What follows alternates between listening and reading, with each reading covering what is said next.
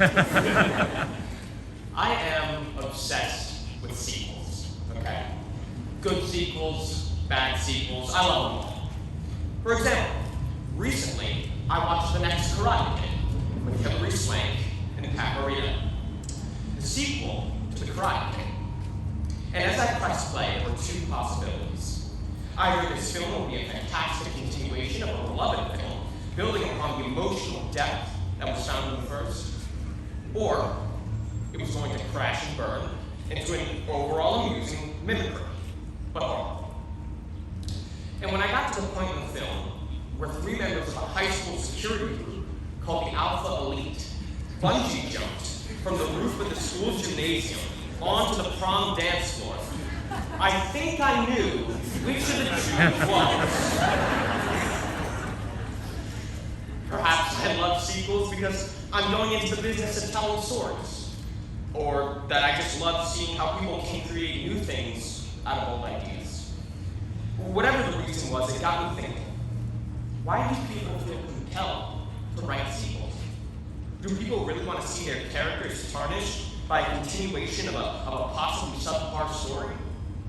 And most importantly, what producer thought The Next Karate Kid was ready for release?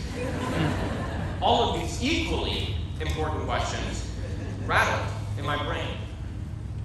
And then in a moment of clarity, a singular question emerged. If I were to write the sequel to my high school story, how would I make it exciting and captivating? Well, a sequel needs to be grandiose and encapsulate the energy of the original and build upon it. Okay, all right, simple enough. All I would have to do was write a story that could rival the drama of a global pandemic.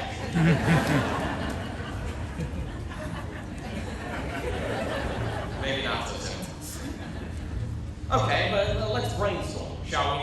What if I went into space and flew into a wormhole and then time went by faster and that's Interstellar? Okay.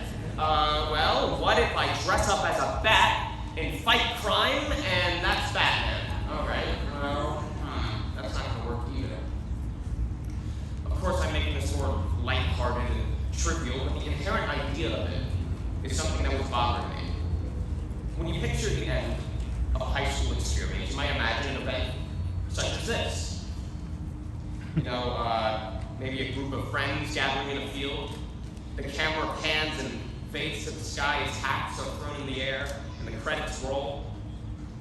What happens after the happily ever after? How can someone dive into the next chapter of their story without having a notion of what they're getting into? And for months, the question would simply not stop bothering me until I finally found the answer. It is impossible. Moving past high school, whether you're going to college or directly into the workforce, the unknown is the most exciting and tantalizing part. With months of trying to plan my own sequel, I realized that trying to reason and chart the paths that life takes you is impossible. Life is exciting and spontaneous. It can't be contained or predicted by words on a page or characters on a screen. You know, someone told me once that life is like hundreds of doors, each of them being opened and closed because of reasons beyond your control. If you try and force doors open or plan out which doors you'll enter, they won't open. But if you let it, life will guide you to the doors that you're meant to go through. So, if you ask me to write the next chapter of my life, the sequel to my high school experience, I tell you no. Because embracing the unknown is the most exciting and tantalizing part. And if you in the audience, or you, class of 2022, are asked to write your next chapter, I implore you to say no. Because to quantify yourself in that way is simply impossible, and it limits your potential.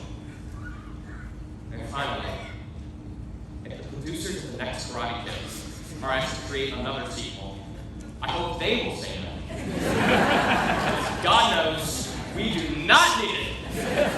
Thank you. Congratulations.